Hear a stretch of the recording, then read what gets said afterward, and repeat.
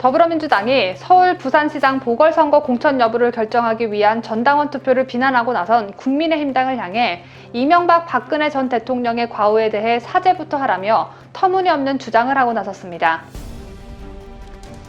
검사 로비를 주장하고 있는 김봉현 전 스타모빌리티 회장이 술접대가 이뤄진 날로 지난해 7월 3일을 지목했지만 수사팀이 증거를 바탕으로 주목했던 날짜와 달라 혼선이 빚어지고 있습니다.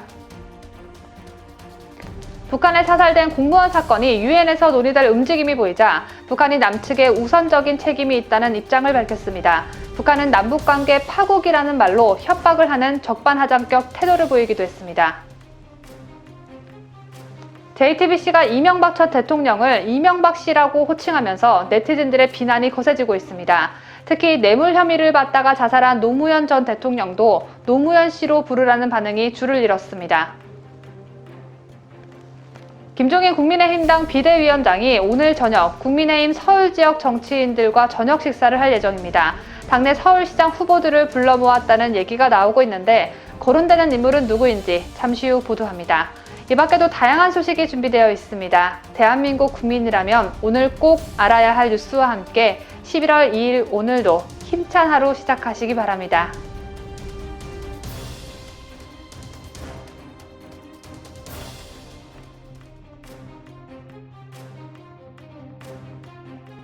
시청자 여러분 편안한 주말 보내셨습니까? 뉴스데일리 베스트 민앵커입니다. 어느덧 가을의 문턱인 10월도 다 지나가고 겨울의 문턱인 11월이 시작됐습니다. 이제 2020년도도 두 달이 채 남지 않은 건데요. 지난 10월 한 달도 저희 데일리 베스트에 많은 응원과 성원을 보내주신 구독자님들께 진심으로 감사하다는 말씀을 올립니다. 특히 경기 불황 속에서도 소중한 후원을 해주시고 계신 분들, 또 아침 라이브 방송 때 실시간 방송에 참여해 주셔서 격려 말씀을 남겨주시는 분들, 또 좋아요와 댓글로서 응원해 주시고 계신 분들 모두가 저희에겐 방송을 지탱해 나가는 큰 힘이 되고 있습니다. 짧을 줄 알았던 지난 탄핵 정국에 시작한 데일리 베스트와 구독자 여러분의 여정이 어느덧 4년이 되었습니다. 좌경화된 대한민국을 바로 세우고 대한민국 우파가 배출해낸 전직 대통령들의 실추된 명예를 바로잡자는 목표를 가지고 그간 여러분들과 호흡하며 작지만 큰 목소리를 내왔는데요. 이 길고 긴 투쟁의 끝이 보이지 않아 때론 절망하고 좌절하기도 했지만 그때마다 방송을 계속할 수 있는 동력은 다름 아닌 대한민국 애국 시민들과 구독자님들이셨습니다. 더 나아가 이 지긋지긋한 좌파 정권의 폭주에도 기울어져가는 나라의 절망을 느끼면서도 한가닥 희망을 가질 수 있는 이유 역시 애국심 하나로 똘똘 뭉친 여러분입니다. 이런 의미에서 유튜브 방송을 운영하고 있는 운영자로서가 아닌 대한민국의 한 청년으로서 여러분들께 진심으로 감사하다는 말씀을 드리고 싶습니다. 자, 이제 지긋지긋한 문재인 정권의 하산길이 본격적으로 시작이 됐습니다. 우리가 흔히 등산을 할 때 산을 오르는 것보다 내려가는 게 훨씬 더 어렵고 더 많은 주의가 요구된다고 하죠. 지금껏 우리나라 헌정 역사상 정권의 하산길 과정에 무사한 대통령은 단 한 명도 없었습니다. 그렇다면 문제는 어떤 최후를 맞게 될까요? 그 정답의 키는 국민 여러분께서 갖고 있다라고 저는 생각합니다. 정권 말 어김없이 자행되어 온 단죄, 문재인 정권이라고 피해갈 수 있을까요? 이럴 때일수록 포기하지 말고 더욱더 단합해 꼭 이 정부를 단죄하고 기울어져 있는 나라를 바로 세우는 우리가 됐으면 좋겠습니다. 그럼 오늘 저희가 준비한 뉴스 본격적으로 시작합니다. 지난 주말 책 한 권을 사서 읽어봤습니다. 아직 다 읽지는 못했는데 한국의 대표적인 좌파 논객 강준만 전북대 교수가 쓴 권력은 사람의 뇌를 바꾼다라는 책이었습니다. 강 교수는 책 출간에 앞서 한 언론과 인터뷰에서 문재인 정권의 내로남불 사례를 일일이 정리하다가 중도에 그만두고 말았다. 거의 모든 게 내로남불이었기 때문이라고 말한 바 있죠.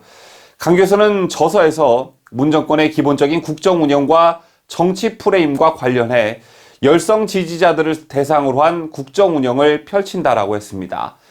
정부 정책에 반대하면 극우 보수요, 찬성하면 애국 선민이라는 국민 평가르기를 정책 실패에는 보수 정권 소수의 이기주의자 가짜뉴스 생산하는 언론 때문이라는 남탓과 좌표 찍기, 또 정부 여당의 잘못은 시스템이나 여건 문제, 그도 안 되면 전 정부 탓 또는 걸고 넘어지기를 해왔다는 거죠. 자, 실제 문정부와 집권 여당인 더불어민주당은 집권 이전부터 이 같은 전략을 시의적절하게, 아니 대놓고 활용해왔습니다.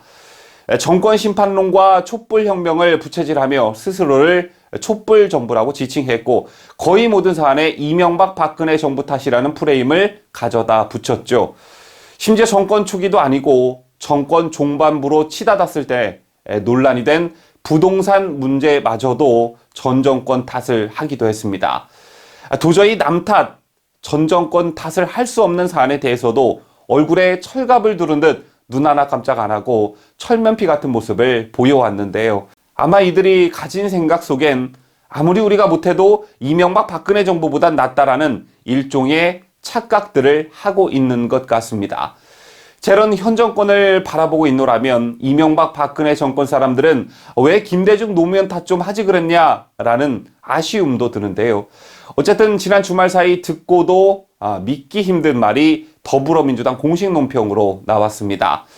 더불어민주당이 서울 부산시장 보궐선거 공천 여부를 결정하기 위한 전당 투표를 비난하고 나선 국민의힘을 향해 뭐라고 했느냐.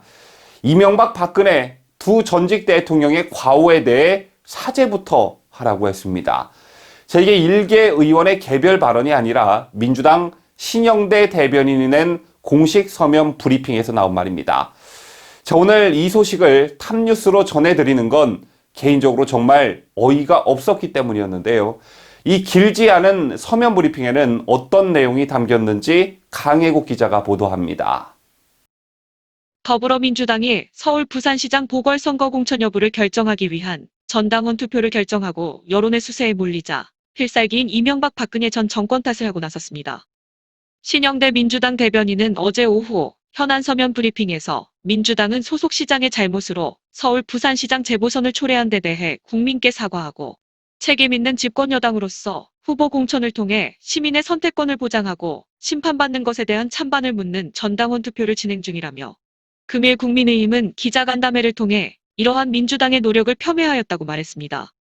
신 대변인은 국민의힘은 민주당의 전당원 투표를 비판하기에 앞서 내일로 예정된 이명박 전 대통령의 구속 수감에 대한 입장부터 밝혀야 한다라며, 거짓으로 시작된 이 전 대통령의 집권은 4대강 사업, 용산 참사, 자원개발 비리 등 국가의 수익 모델화와 민주주의의 퇴보를 야기했다고 호랑이 담배 피던 시절 얘기를 끄집어냈습니다. 또 박근혜 전 대통령 역시 국정원 및 군의 댓글 조작 사건, 백남기 농민 사망 및 조작 사건, 세월호 참사 등 국가의 비극을 초래했으며 최순실의 국정농단으로 탄핵된 후 구속수감 중이다라고 언급했는데요. 나아가 국민의힘의 전신인 새누리당은 헌정사상 최초의 탄핵을 야기하며 엄청난 사회적 혼란을 야기하고도 조기 대선에서 국민께 이런 방구도 없이 뻔뻔하게 자유한국당으로 당명을 바꿔 대통령 후보를 공천한 바 있다고 했습니다. 그러면서 국민의힘은 미래를 말하기 전에 두 전직 대통령과 함께 대한민국을 망친 과오에 대해 국민과 역사 앞에 사죄부터 해야 한다고 촉구했습니다. 몇 줄 안 되는 서면 브리핑에서 지들이 잘못한 건 단 몇 줄에 그쳤고 거의 대부분을 이명박 박근혜 정부 탓을 하고 있었는데요. 아무래도 이번 보궐선거가 왜 열리게 됐는지 민주당은 잘 모르는 것 같습니다. 때문에 국민 여러분께서 투표로 이번 보궐선거가 왜 열리게 됐는지 가르쳐줘야 할 듯 보여집니다. 자유대한민국을 수호하는 뉴스데일리 베스트 강희국입니다. 서울 부산시장 보궐선거 후보 공천 문제와 전직 대통령의 사례를 결부시키는 저 창의력은 도대체 어디서부터 나오는 건지 입이 다물어지지 않는데요. 더불어민주당은 오늘 당원을 바꿔 서울 부산시장 보궐선거에 후보를 공천할지를 묻는 전당원 투표 결과를 발표합니다.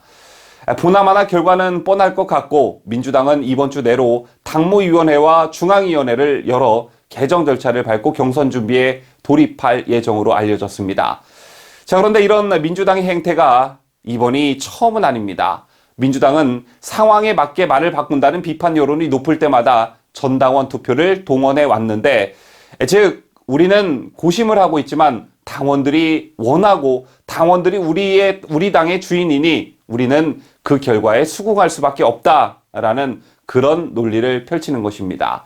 여러분 기억하실 테지만 준연동형 비례대표제 도입에 앞장선 민주당은 지난 4.15 총선 과정에서 야당의 비례위성정당 창당을 비판하다가 전당원 투표를 통해 비례연합정당을 만들었었죠.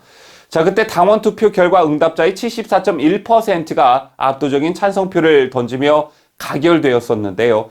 이러한 민주당의 행태가 지속적으로 반복되자 북한 공산당과 다를 바 없다는 비판이 제기됐습니다.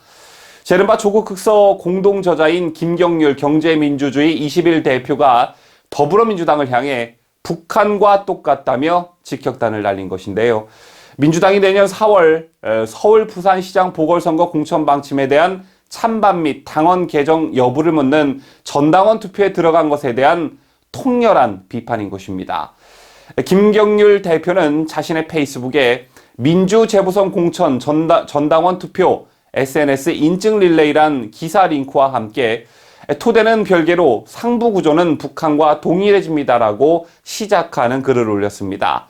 토대와 상부 구조는 칼 마르크스가 사용한 철학 용어로 토대는 경제체제, 상부 구조는 법, 정치체제를 일반적으로 의미하는데요. 즉 민주당의 전당원 투표가 북한의 노동당 일당 독재에서나 볼 수 있는 모습이라고 지적한 것입니다. 김 대표는 당이 결심하니 그대로 따르는 행렬이라며 민주주의가 이렇게 무너지고 있는 겁니다라고 썼습니다. 민주당이 공천 여부를 결정하기 위해 투표의 형식을 취하고는 있지만 실제로는 공천을 추진하기로 결정한 당 지도부의 방침에 당원들이 복종하는 모양새란 걸 지적한 것인데요. 이 밖에도 진중권 전 동양대 교수도 재선거 원인을 제공한 정당은 재보선에 후보를 내면 안 된다라는 5년 전 문재인의 발언 영상을 올리며 민주당의 새 당원 1조 내가 하면 로맨스고 네가 하면 불륜이다라고 비판한 바 있습니다. 지난 8월 법무부의 검찰 직제 개편안을 두고 검찰 내부가 술렁였던 적이 있었습니다. 당시 추미애의 검찰 직제 개편안의 핵심 중 하나가 특수부 대신 형사 공판부를 강화하겠다는 것이었는데요. 검사들은 현장을 모르고 하는 얘기라며 크게 반발했었고 김태훈 법무부 검찰과장마저 직제 개편안 실무를 담당하는 주무과장으로서 검찰 구성원들께 우려를 드린 점 송구합니다 라며 사과하는 일까지 있었습니다. 당시 검사들은 특수부를 줄여 검찰에 힘을 빼려는 의도라며 강하게 반발했었는데요.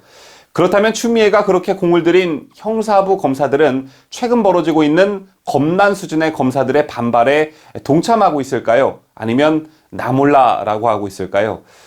추미애 법무부 장관에 대한 검사들의 반발이 이전과 다른 양상을 보이고 있는 이유가 바로 추미애가 중시하던 형사부 검사들 사이에서 터져나오고 있기 때문이라는 분석이 나오고 있습니다. 보도에 김자유 기자입니다. 검사들의 이번 반발은 추 장관의 옵티머스 자산운용 사건 수사 등에 대한 감찰 지시에서 비롯됐습니다.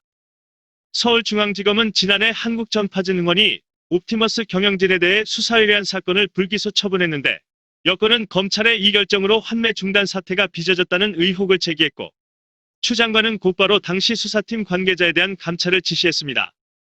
이 같은 지시 다음 날부터 검찰 내부망에서 추 장관에 대한 불만이 터져나오기 시작됐습니다. 포문은 형사부에 근무하는 이환우 제주지검 검사가 열었는데요. 이 검사는 목적과 속내를 감추지 않은 채 감찰권이 남발된다고 했습니다. 또 공판부 소속인 최재만 검사는 법무부의 방침에 순응하지 않는 검사들을 감찰 등 갖은 이유를 들어 사직하도록 압박하는 것을 검찰개혁이라고 생각하는 게 아니냐며 추미애 장관의 직격탄을 날렸고 수백 명의 일선 검사들이 동의를 표하는 중입니다. 이처럼 검찰 내부에서는 실명을 내걸고 비판에 동참한 이들이 형사부 소속이라는 점에 주목하고 있습니다. 취임한 이래 추 장관이 줄곧 강조해온 기조는 검찰 내 직접 수사 부서를 줄이고 형사부를 우대하겠다는 것이었습니다. 그런데 이번 감찰 지시로 형사부 검사들의 사기를 크게 꺾었다는 불만이 터지기 시작했다는 겁니다. 전파진흥원의 수사 의뢰권을 담당했던 김일철 원주지청장도 최근 고소인이 검찰에서 나는 피해가 없고 나머지 피해는 모르겠다고 해 검사가 별건 사기를 조사하지 않고 무혐의 처분했다면 검사는 그 나머지 사기 피해의 원인을 제공한 것인가라고 불만을 토로한 바 있습니다. 지방의 한 검찰 간부는 지금 상황은 추 장관이 그렇게 강조하고 중요시하는 형사부 검사들이 들고 일어난 거라며 형사부를 그렇게 중요하게 생각한다면서 형사부가 어떻게 일하는지 고민도 없이 내린 감찰 지시라고 말했습니다. 자유대한민국을 수호하는 뉴스데일리 베스트 김자유입니다. 밸류 인베스트 코리아, 코링크, 라임, 옵티머스. 문재인 정권 들어 뉴스를 화려하게 장식했던 이 이름들은 모두 사모펀드입니다. 사모펀드 자체가 나쁜 건 아니죠. 기업의 자본을 투입하는 파이프라인 역할을 할 뿐만 아니라 외국 자본의 기업 사냥에 따른 국부 유출을 방어하는 역할의 순기능도 지닙니다. 자, 물론 이는 자산운용사가 정상적인 방법으로 펀드를 운영한다고 가정을 둔 효과입니다. 그런데 특이하게도 문정권에서 문제가 발생한 사모펀드마다 어김없이 현 여권 인사들의 이름이 주로 오르내리고 있습니다. 조국 전 법무부 장관의 오촌 조카 조범동 씨가 실질적으로 운영한 코링크는 조국 정경심 부부의 이름값을 이용했고, 지난해부터 환매가 중단된 디스커버리 자산운용은 문재인 정부의 경제정책을 총괄했던 장하선 주중대사가 엮여 있습니다. 디스커버리 대표 이사인 장하원 씨는 장 대사의 동생이기 때문이죠. 또 5년 전 3만여 명의 피해자를 양산한 밸류 인베스트 코리아는 유시민 노무현 재단 이사장과 연관설이 끊임없이 흘러나갔죠. 또 최근 이슈의 중심에 서 있는 옵티머스 자산운용의 설립자 이혁진 전 대표는 한양대 경제학과 86학번으로 공대 출신인 임종석 전 비서실장과 동문이고, 옵티머스의 몸통으로 지목돼 구속 기소된 김재현 대표 또한 한양대 법대를 나왔습니다. 또 1조 6천억 원대 피해를 낸 라임자산 운용은 호남 인맥이 주축이 되어 여야를 가리지 않고 정치권에 로비를 벌였을 가능성이 제기되고 있는 상황입니다. 자, 물론 이름이 거론된 이들은 관련성을 부인하고 있지만 이 모든 게 다 우연일까요? 자, 이런 몇천억 원, 몇 조 원의 어마어마한 돈이 모이기 위해선 사정금융당국과 관계기관, 정치권에 대한 로비가 필연적으로 따르게 돼 있습니다. 학연, 지연, 혈연 등 온갖 인맥이 동원되기도 하죠. 때문에 이번 옵티머스나 라임 사태의 본질은 이 사기 행각이 금융당국이나 사정당국의 눈을 피해 행해질 수 있도록 뒤를 봐준 사람들을 반드시 단죄해서 다시는 이런 일이 없게 만드는 것입니다. 자, 그런데 현재 이런 본질은 수면 아래로 가라앉고 법무부 장관과 검찰총장의 대립으로 묘사되며 주객이 전도되는 양상을 보이고 있죠. 다시 말해 본질은 하나인데 의도적으로 이것저것을 마구 섞어 진흙탕을 만들고 있는 것입니다. 자, 그리고 여기에 사용된 재료 소스가 바로 옥중에 있는 김봉연입니다. 김봉연 전 스타모빌리티 회장의 옥중 편지로 시작된 이른바 룸사롱 검사 술 접대, 이것을 계기로 추미애의 반격은 시작되었는데요. 자, 그런데 김봉연이 술 접대한 날짜를 특정하지 못해 그의 증언에 신빙성이 없다는 분석이 잇따랐었죠. 그런데 결국 김봉연이 날짜를 특정했다고 합니다. 김봉연이 특정한 날짜는 지난해 7월 3일이었다고 하는데요. 그렇다면 이 수사가 탄력을 받는 게 당연한 일이겠죠. 그런데 아니었습니다. 자, 오히려 수사가 더 혼란 속으로 빠졌다고 하는데요. 김 회장은 술집 종업원과 주고받은 메신저 내용이 휴대전화 포렌식으로 나오자 이를 본 뒤에 이 날짜를 지목했다고 합니다. 하지만 정작 해당 종업원은 검찰 조사에서 김 전 회장이 폭로한 술자리가 나는 기억이 나지 않는다는 취지로 진술한 것으로 알려졌습니다. 또 확보된 증거를 바탕으로 애초 7월 중순쯤 접대가 이루어졌을 것으로 의심하던 수사팀은 오히려 김 전 회장의 진술로 혼란을 겪는 모습이 역력하다고 하는데, 수사팀은 1년 넘게 지나 당사자들의 통화 내역이나 접속한 기지국 위치 정보 확보에도 어려움을 겪어 수사 시작 열흘이 지나도 접대의 날짜도 특정하지 못하고 있는 것으로 알려졌습니다.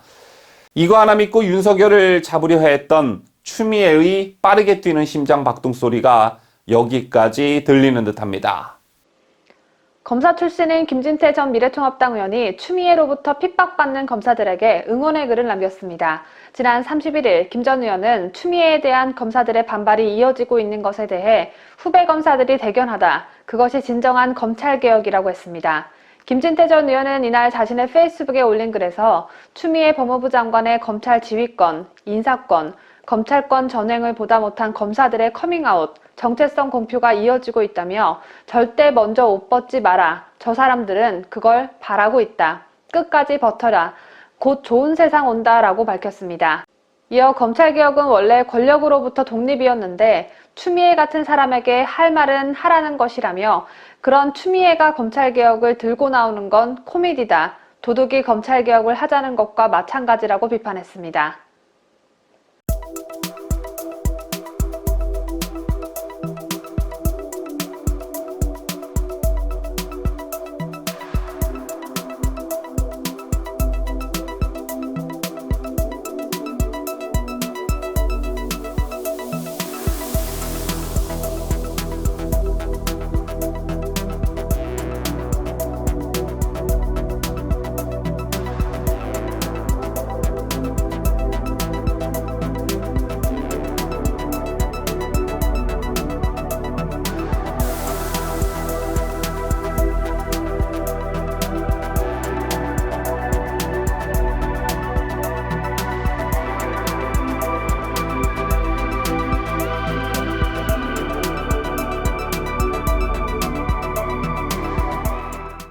북한의 서해 공무원 피살 사건에 대해 남측에 우선적인 책임이 있다고 주장했습니다.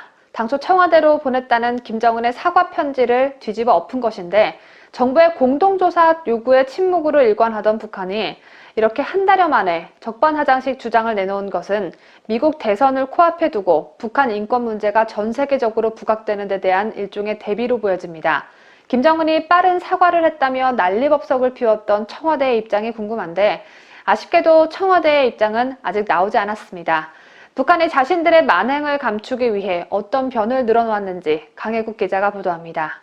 북한은 지난 30일 조선중앙통신 보도에서 위험천만한 시기에 예민한 열점 수역에서 자기 측 주민을 제대로 관리 통제하지 못하여 일어난 사건인 만큼 응당 불행한 사건을 초래한 남측에 우선적인 책임이 있다는 것이 우리의 변함없는 입장이라고 했습니다. 북한이 이번 사건을 한국 책임이라고 직접적으로 주장한 것은 처음입니다. 특히 조선중앙통신은 남측의 저들 주민이 우리 측 수역으로 간다는 것을 우리에게 사전 통보라도 했단 말인가라며 보수패당이 그토록 야단법석되는 시신훼손이라는 것도 남조선 군부에 의해 이미 진실이 드러난 것이라고 주장했습니다. 국방부가 최근 국정감사 과정에서 북한이 시신을 불태웠다는 당초 발표 내용에 대해 확실하지 않다고 말을 바꾼 것과 국제상선통신망을 통해 북한의 구조 요청을 하지 않은 점을 지적한 것입니다. 국방부의 입장 번복을 빌미 삼아 이번 사건을 우리 정부의 책임으로 몰아간 셈인데 확인하였다는 저희가 조금 너무 나간 거 아닌가 이런 생각을 합니다. 북한이 대한민국 국회 국정감사까지 꼼꼼하게 들여다보고 있다는 걸 알 수 있는 대목입니다. 북한은 유엔 등 국제사회에서 이 문제를 공론화하려는 움직임에 대해선 우리가 지금껏 견제하여온 아량과 선의의 한계점을 또다시 흔들어 놓고 있다고 했습니다. 그러면서 우발적 사건이 북남 관계를 파국으로 몰아갔던 불쾌한 전례가 다시는 되풀이되지 않길 바라는 것이 우리의 입장이라고 했습니다.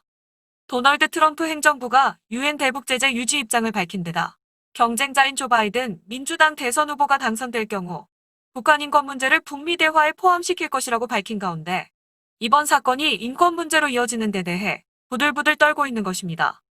우리 당국이 미국이나 국제사회와 동조하진 않을까? 선제적 협박에 나선 북한은 시신 수색에 대해 아직 결실을 보지 못했다며 앞으로도 필요한 조치를 지속적으로 취해 나가기로 했다고 했습니다. 하지만 우리 정부의 공동조사 요구에 대해서 아무런 언급을 하지 않았습니다. 이에 대해 국방부와 통일부는 북한의 사실 규명과 해결을 위한 노력이 조속히 이루어지기를 바란다며 이를 위해 남북 간 소통을 위한 군 통신선의 우선적 연결을 촉구한다고 했습니다. 북한이 대한민국 국정감사까지 다 지켜보고 있는 상황인데 통신선 타령만 하고 있는 우리 당국이 참 한심할 뿐입니다. 뉴스데일리 베스트 강혜국입니다. 앞서 보도대로 북한이 적반하장식으로 밀어붙이고 있는 가운데 우리 해양경찰청은 북한에 사살된 공무원 A씨에 대한 수색을 어제부터 경비 병행으로 전환했습니다. 이로써 지난달 21일 A씨가 실종된 후 해경과 해군이 함정과 항공기 등을 투입해 벌여왔던 수색작전은 사실상 중단되는 셈이 됩니다. 해경 측은 사고 발생 후 40일 이상 지난 시점에서 함선 중심의 집중 수색은 한계에 도달했다고 본다며 불법 중국 어선 출몰과 겨울철 해상 사고 등 늘어나는 치안 수요와 실종자 가족의 수색 중단 요청 등을 종합적으로 고려해 경비 병행 전환을 결정했다고 말했습니다. 지난달 말이었죠. 일본 마이니치 신문에 따르면 문재인과 스가 총리의 지난달 24일 전화회담에서 문재인이 스가에게 한중일 3국 정상회의 참석을 권하자 스가 총리는 징용 문제의 해결이 참석 조건이라고 답한 것으로 전해집니다. 그 이후로 이와 관련된 소식은 들려오지 않았었는데요. 문재인 정권의 반일 선동에 취해 있는 사람들이 들으면 뚜껑 열릴 소식이 전해졌습니다. 앞에선 반일 감정을 조장하며 당당한 척하면서 뒤에서는 일본과 일종의 합의를 보려 했다는 건데요. 일본 아사히 신문에 따르면 대법원의 일제강제징용 배상 판결 이행과 관련 한국 정부가 일본 기업이 우선 배상에 응하면 나중에 한국 정부가 전액 보전한다는 방안을 비공식적으로 일본 정부에 타진했으나 일본 측이 수용하지 않은 것으로 전해졌습니다. 아사히는 한일 양국 정부 관계자의 말을 인용해 청와대가 올해 들어 노영민 대통령 비서실장을 중심으로 징용 문제 해결 방안을 검토했으며 대법원 판결을 존중한다는 문재인 대통령의 의향을 고려해 사후 보전 방안을 올해 초 타진했다고 전했습니다. 이런 구상에 대해 일본 정부 측은 기업의 지출이 보전되더라도 판결 이행은 달라지지 않으며 응할 수 없다는 반응을 내놓았다고 아사히는 전했습니다. 이제 정말 미국 대선이 하루밖에 남지 않았습니다. 우리가 미국 대선에 관심을 갖는 이유는 우리의 우방인 미국의 운명은 물론 우리나라에도 미치는 영향이 적지 않기 때문인데요. 이번 대선은 유례를 찾아보기 힘들 정도로 극심한 혼란 속에 빠져들고 있는 듯합니다. 미국인들 사이에선 대선 직후로 우편 투표로 인해 승자를 알기 힘든 상황이 장기화될 경우 그 과정에서 트럼프 대통령 지지층과 조 바이든 민주당 후보 지지층이 충돌하는 등 혼란이 발생할 것이란 우려가 팽배한 상황인데요. 트럼프 대통령도 이를 의식했는지 우리나라에서 혼란이 벌어질 것이라며 개표 결과가 나올 때까지 수주간 기다려야 할 것이다. 그 사이 매우 나쁜 일이 발생할 수 있다라고 말했습니다. 이런 분위기 때문에 현지에서는 대선 후 내전이 발생할 것이다라는 소문까지 돌기 시작했고 이를 대비하기 위해 사설 대피소까지 등장했다고 합니다. 보도에 강혜국 기자입니다. 대선을 앞두고 긴장감이 팽팽한 시점에 폭력 사태가 벌어질 가능성에 대한 우려와 경고의 목소리가 미국 현지에서 높아지고 있습니다. 승자가 명확히 가려지지 않은 상태에서 개표가 지연될 경우 유혈 사태는 피하기 어렵다는 건데요. 과열된 선거 분위기 속에서 이미 크고 작은 충돌이 벌어지고 있습니다. 텍사스주에서는 지난달 30일 총기로 무장한 도널드 트럼프 대통령의 지지자들이 민주당 유세 버스를 포위한 채 위협하는 상황이 벌어졌습니다. 트럼프 대통령의 지지자가 탄 6, 7대의 차량이 고속도로 위에서 민주당 유세 버스를 에워싸고 이를 멈춰 세우려 했고 이 과정에서 민주당원이 탑승한 차량을 고의로 밀쳐내거나 욕설, 협박이 이어졌습니다. 이번 사건으로 민주당은 오스틴의 인근 도시에서 열기로 한 유세를 취소했습니다. 또 지난달 31일엔 노스캐롤라이나주에서 대선 투표 참여를 독려하는 시위대를 향해 경찰이 최루탄을 쏘고 여러 명을 연행하는 일이 벌어졌습니다. 때문에 페이스북을 비롯한 소셜미디어에는 대선 직후 소요가 확대되면서 내전이 일어날 것이라는 소문까지 급속히 돌고 있습니다. 이에 주별로 소요 사태에 대비하는 모습도 포착되고 있는데요. 이민 세관 단속국과 세관 국경보호국 요원들은 대선 당일 워싱턴에서 발생할 수 있는 소요 사태에 대비하라는 지시를 받은 것으로 전해졌습니다. 주 방위군국도 대선 이후 소요에 대응할 새로운 부서를 설치했습니다. 이처럼 긴장이 높아지는 가운데 웨스트버지니아주와 콜로라도주 등지에는 대규모 폭동 사태에 대비한 사설 대피소가 등장했습니다. 은퇴한 공군 출신 민간인이 만든 이 대피소에 수십 명이 $1,000의 비용을 내고 사용 신청을 한 것으로 알려졌습니다. 또한 최근 총기 구매 수요가 급증하며 사재기 현상까지 벌어지고 있습니다. 자유대한민국을 수호하는 뉴스데일리 베스트 강혜국입니다. JTBC가 이명박 전 대통령의 대법원 17년형 확정 판결을 보도하면서 이명박 씨라고 호칭했습니다. 이명박 전 대통령은 유죄 판결을 받은 것뿐이지 전 대통령이 아닌 것은 아니죠. JTBC 기사엔 북한 김정은에게는 국무위원장이라는 호칭을 꼬박꼬박 붙이면서 어떻게 대한민국 전직 대통령에게 C라는 호칭을 붙일 수 있냐는 비난 댓글이 줄을 잇고 있습니다. 강혜국 기자가 보도합니다. JTBC는 지난 29일 뉴스룸의 이명박 전 대통령 관련 첫 보도에서 국가는 금고형 이상이 확정된 이명박 씨를 더 이상 전직 대통령으로서 예우하지 않는다. JTBC 뉴스룸은 이런 점들을 종합적으로 검토해 이전 대통령으로 부르던 호칭을 바꾸기로 했다면서 이명박 씨는 이라고 했습니다. 이후 이어진 보도들에서도 JTBC는 이명박 씨라고 호칭했습니다. 그러나 네티즌들 사이에서도 JTBC의 호칭과 관련한 논란이 일었습니다. JTBC 기사 댓글들에는 예우가 없더라도 전 대통령인 거 맞는다. 근데 왜 호칭을 바꾸나? 그만 좀 괴롭혀라. 작금의 행태를 보면 중국 문화대혁명 때 조리돌림이 떠오른다는 의견이 달렸습니다. 또 김정은한테는 국무위원장이라 호칭을 쓰면서 뇌물 혐의로 수사받다 자살한 노무현 씨는 이라면서 JTBC의 보도 성향을 문제 삼는 댓글들도 적지 않았습니다. 이에 대해 김재원 전 미래통합당 의원은 지난 29일 페이스북에서 저주의 뉘앙스가 느껴진다고 했습니다.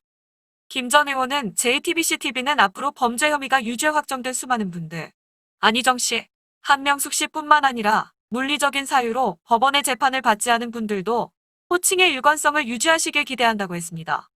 앞서 유죄 판결을 받은 여권 인사들에 대해서는 왜 씨라고 부르지 않았느냐는 반박입니다.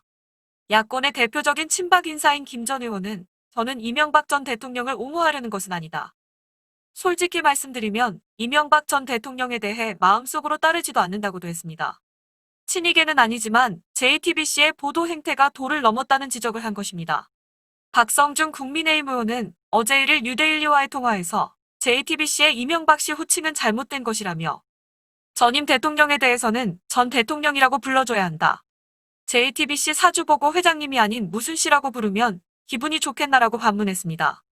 문재인 씨 정권의 나팔수 노릇을 충실히 하고 있는 JTBC 소식을 전해드린 저는 뉴스데일리 베스트 강혜국입니다. 이명박 전 대통령이 대법원에서 징역 17년형을 확정받은 것과 관련해 김문수 전 경기지사가 이명박 전 대통령은 재임 중 비리로 감옥 가는 게 아니다라고 강조했습니다. 지난달 30일 김 전 지사는 자신의 페이스북에 본인은 자기 회사가 아니라는데 검사, 판사들이 다스가 이 전 대통령 회사라고 판단해 횡령, 뇌물죄를 적용했다며 이 전 대통령은 셀러리맨의 우상, 서울시장, 대통령까지 한 사람이고 재임 중 비리 하나 없었다고 썼습니다. 이어 형님 회사를 전직 대통령 회사라고 판단해 17년 동안 감옥에 살라는 것이 인민재판이 아니고 뭔가라며 박근혜 전 대통령도 탈탈 털었지만 뇌물은 한 푼도 안 나왔는데 뇌물죄로 33년 동안 감옥에 살라는 것이 자유민주주의 국가인가라고 개탄했습니다. 김문수 전 지사는 대법원 판결을 비판하며 두 전직 대통령의 석방운동에 나서자고 제안했습니다. 그는 생사람 잡는 인민공화국을 막으려면 우선 박근혜, 이명박 전 대통령 석방운동부터 해야 하지 않겠나라고 호소했습니다. 뉴스 초반에 전해드린 대로 사실상 민주당이 서울 부산시장 재보궐선거에 후보를 내겠다는 입장을 보이면서 국민의힘의 행보도 바빠질 수밖에 없겠죠. 자, 이런 가운데 당내 중진 의원들로부터 퇴진 압박을 받고 있는 김종인 위원장과 서울 지역의 전현직 중진 의원들의 회동이 있을 거라는 보도가 나왔는데요. 정양석 국민의힘 신임 사무총장이 지난달 21일 오후 서울 지역의 한 중진 정치인에게 전화해 김종인 비상대책위원장과의 저녁 막걸리 회동을 제안한 것으로 전해졌습니다. 정 사무총장은 사선인 권영세, 박진 의원과 오세훈 전 서울시장, 김용태, 나경원, 이해운 전 의원이 참석할 예정이라고 귀뜸했다고 하는데요. 참석자 이름을 전해들은 이 인사는 당내 서울시장 후보군을 한데 불러 모았다는 생각이 들었다라고 전했습니다. 이번 만남이 김종인 위원장과 당내 중진 의원들 간의 관계 개선에 어떤 기폭제가 될지 미지수이지만 이른바 김종인 사태론, 조기 전대론에 대한 주장은 지속되고 있습니다. 그 선봉장에 선 인물은 현재 당내 인사가 아닌 당외 인사인 무소속 홍준표 의원인데요. 홍 의원은 더불어민주당 이중대 도살장에 끌려가는 소라는 다소 직설적인 말로 김종인 위원장을 비롯한 당 지도부를 맹렬히 비판했고 이에 반발하는 인사들의 발언이 이어지며 주거니 받거니 하는 양상이 펼쳐지고 있습니다. 보도에 강혜국 기자입니다. 홍준표 무소속 의원은 지난 1일 국민의힘을 향해 더불어민주당 이중대 정당이냐, 도살장 끌려가는 소가 되려 하냐고 다시 한번 국민의힘을 비판했습니다. 홍 의원은 이날 자신의 페이스북에 국민의힘이 상임위원장 다 내주고 맹탕 국정감사하고 공수처 내주고 예산 내주고 이젠 의료대란의 원인을 제공한 공공의대도 내주겠다고 한다며 이같이 밝혔습니다. 홍 의원은 웬만하면 참고 기다리려고 했다. 그러나 당이 추락하는 것은 참기 어렵다며 당이 추구하는 새로운 길은 민주당 이중대 정당이냐고 강도 높게 비판했습니다. 또한 홍 의원은 이 당에는 그렇게 사람이 없느냐, 103명의 국회의원 중 당을 맡아 운영할 제대로 된 사람이 단 한 사람도 없느냐며 그렇게 또 도살장 끌려가는 소가 되려고 하냐고 했습니다. 이어 홍 의원은 탄핵도 그래서 당한 것이라며 한 번 당했으면 두 번은 당하지 말아야 한다. 또 세월 뒤에 숨어서 기웃거리다가 폭망할 건가라고 적었습니다. 이처럼 연일 계속되는 홍준표 의원의 김종인 위원장과 국민의힘 때리기에 이를 방어하는 분위기도 감지되는데요. 먼저 원희룡 제주지사는 홍준표다운 비판이라며 지금 우리는 적서 논쟁을 벌일 형편이 아니다. 지금은 비대위를 중심으로 힘을 모을 때지 비대위를 흔들 때가 아니다라고 말했습니다. 또한 김근식 경남대 교수는 지금도 사기 탄핵 주장하고 김종인 비대위를 민주당 이중대로 비난하는 사람들을 통합의 주체로 간주하는 한 그런 묻지마 통합은 패배하는 통합이라고 했습니다. 김근식 교수는 홍준표 의원이 언급하는 김문수, 아스팔트 우파는 미래통합당이 내친 게 아니라 그들이 스스로 미래통합당을 비난하고 통합을 거부한 것이라며 이같이 말했는데요. 이어 승리를 위한 반문연대에도 배제해야 할 최소한의 원칙이 있다며 탄핵 무효의 늪에 허우적대는 분들, 5.18을 빨갱이 짓이라고 부정하는 분들, 정광훈 목사를 맹목적으로 추종하는 분들은 오히려 그들과의 통합이 중도층을 이탈시킴으로써 백전백패의 원인이 된다고 주장했습니다.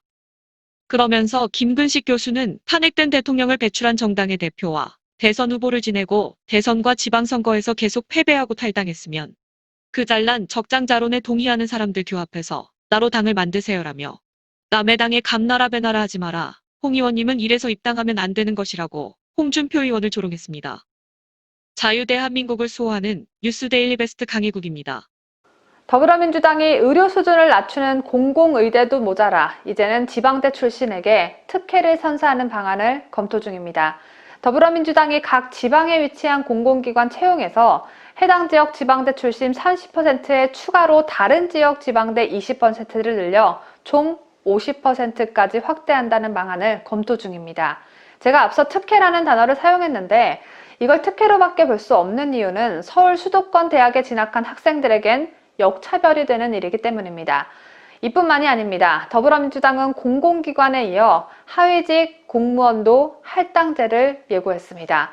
공정과 거리가 먼 일은 참 잘하는 더불어민주당 소식, 김자유 기자가 전합니다. 지난달 30일 전라북도 부안에서 현장 최고위원회를 개최한 이낙연 더불어민주당 대표는 문재인 정부 임기 말까지 혁신도시에 입주한 공공기관이 있는 그 지방의 대학 출신자 30% 채용을 목표로 하는데 거기에 20%를 더 얹어서 다른 지역 지방대 출신도 뽑는 방안을 검토하고 있다고 밝혔습니다.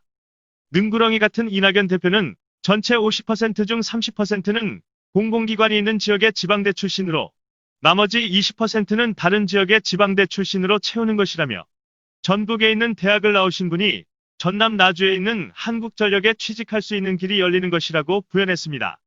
공공기관뿐만 아니라 하위직 공무원에 대한 지방할당도 검토 중입니다. 쌍욕을 맛깔나게 잘하는 것으로 유명한 이재명보다도 지지율이 떨어지는 이낙연은 지금 공무원 시험을 준비 중인 분들에게는 영향을 주지 않도록 몇 년 후 실시를 전제로 하위직 공무원의 지방할당 제도 부분 도입을 검토하겠다고 말했습니다. 이에 대해 취업을 준비 중인 청년층에서의 반발이 빗발치고 있습니다. 특히 출신이나 고등학교 등은 제외하고 지방대만을 기준으로 한 것도 받아들이기 어렵다는 반응이 나옵니다. 서울 지역 명문사립대에 재학 중인 A씨는 이제 서울에서 재학 중인 학생들은 지방으로 편입해야 하는 시대라며 이공계는 조선대 전남대 광주대에 편입하고 문과는 부산대 동아대 부경대 동부산대 편입하는 게 낫겠다고 했습니다. B씨는 수능 1에서 3등급 버리고 4에서 9등급의 표를 받겠다는 심산이라고 비난했고 C씨는 대학생들 편도 가르고 지방대생들 표도 얻고 노력하려는 20대 의지도 꺾고 이게 일성몇조냐며 비꼬았습니다. 이현정 문화일보 논설위원은 데일리안과의 통화에서 공정한 경쟁이냐 지역균형이냐 철학의 충돌이라고 볼 수 있는데 지금 20대가 가장 분노하고 있는 것이 공정의 가치라며 기본적으로 기회가 평등하게 주어져야 하는데 정치적 이해관계에 따라 차별적으로 기회가 주어지는 것은 포퓰리즘과 다르지 않다고 지적했습니다. 뉴스 데일리 베스트 김자유입니다.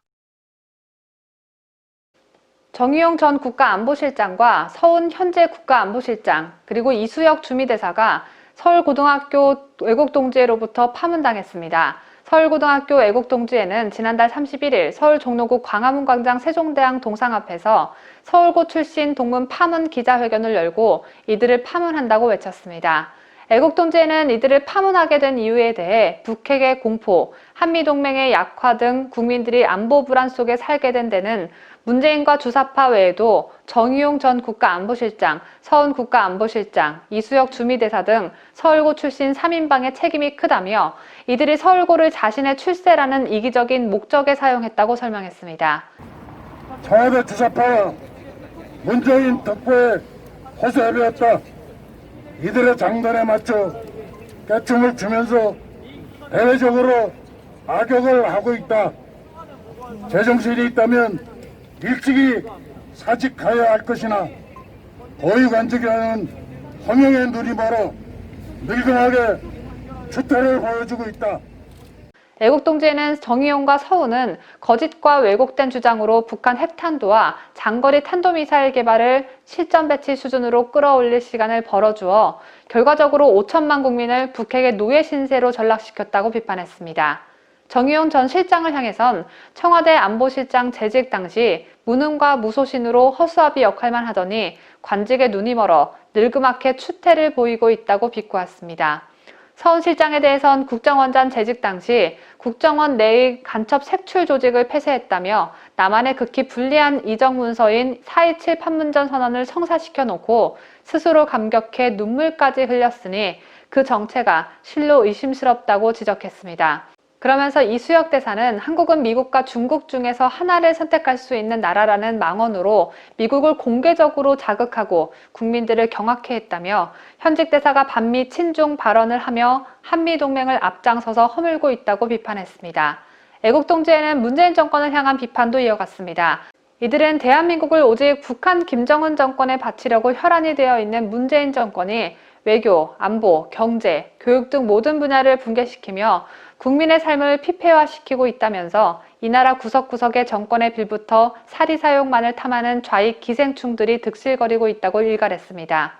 또 기생충들의 관계로 대한민국 안보의 보루인 한미동맹마저 크게 악화됐다며 기생충들 중 으뜸에 속하는 정의용, 서훈, 이수혁 등 3인은 훗날 대한민국을 배반한 역적으로 반드시 처벌돼야 마땅하다고 목소리를 높였습니다.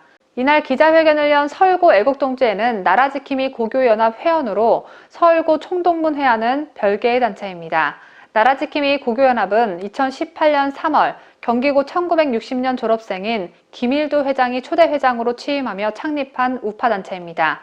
초기에는 경기고, 서울고, 용산고, 경복고 출신들이 모여 시작했으며 현재 전국 280여 개 고교에서 회원 5,000명가량이 연합한 상태입니다.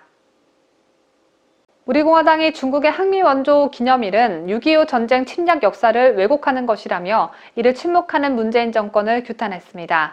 지난달 31일 우리공화당은 서울 광화문광장 이순신 동상 앞에서 중국의 6.25 침략 역사 왜곡 규탄 및 이에 침묵하는 문재인 친중 정권 규탄, 퇴진 촉구 기자회견을 열고 중국이 6.25 전쟁 침략 역사를 왜곡하는 상황에서도 아무 말 못하고 침묵하는 문재인 친중 정권을 강력하게 규탄한다고 목소리를 높였습니다. 이날 규탄 기자회견은 서울, 부산, 인천, 대구 등지에서 동시에 개최됐습니다. 앞서 시진핑 중국 공산당 앞잡이는 지난 23일 6.25 전쟁에 대해 북한을 침범한 미국 전투기는 동북 지역을 여러 차례 폭격했다며 책임이 미국에 있음을 강조했습니다. 이에 인지연 우리공화당 최고위원은 대한민국의 혈맹 미국과의 한미동맹이 안보와 번영의 주축인 대한민국으로서 절대 용납할 수 없는 일이라며 6.25 전쟁은 단연코 북괴, 중공, 소련이 일으킨 침략 전쟁인 것이 역사적 사실이라고 강조했습니다. 중국 공산당 정부에 의한 조직적인 대한민국 아이돌 그룹 BTS에 대한 공격에서 보이듯이 중국의 역사 왜곡 선전은 중공에 의한 문화 침략이며 내정 간섭입니다. 중공의 이런 행태는 제2의 사드 반대 공격입니다. 발언자로 나선 이주천 애국정책연구원장은 중국은 우리에게 사죄해야 한다며 우리는 매년 8월 15일에 일본의 사죄를 촉구하는데 6월 25일엔 중국 공산당에 사죄하라고 했는가라고 반문했습니다. 이어 시진핑이 도발하는 이유는 중국 언론과 인민을 부추겨 중국 민족주의를 이용해 중국에 대한 미국의 압박을 헤쳐나가려는 음흉한 술책이라고 비판했습니다.